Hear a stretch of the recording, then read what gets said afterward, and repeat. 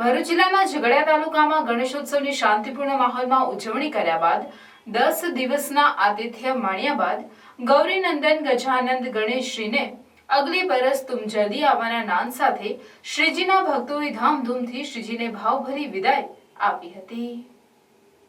ઝઘડિયા તાલુકા સહિત રાજપારડી ઉમરલા નગરમાં તેમજ ગ્રામ્ય વિસ્તારમાં ઠેર ઠેર હર્ષોલ્લાસપૂર્વક વાજતે ગાજતે શોભાયાત્રા નીકળી હતી।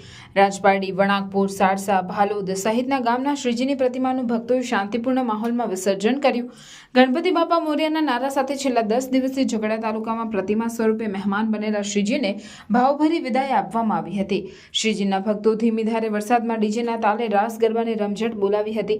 ધામધૂમથી ભક્તો ઝૂમી ઉઠ્યા। ગણપતિ બાપા મોરિયાના નારા સાથે ભાલોદ નગર આખું ગુંજી ઉઠ્યું હતું।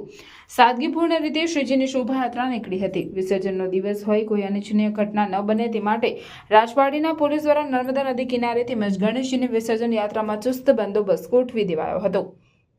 વિઘ્નહર્તાની આરતી કરી ભક્તોએ દર્શન કરી પ્રસાદ લઈ ધન્યતા અનુભવી હતી। ધામધૂમથી રાસ ગરબા રમી શ્રીજીના નારા સાથે ગણપતિ બાપા મોરિયા, ઘીના લાડુ ચોરિયાના નારા સાથે શાંતિપૂર્ણ માહોલમાં વિસર્જન કર્યું હતું।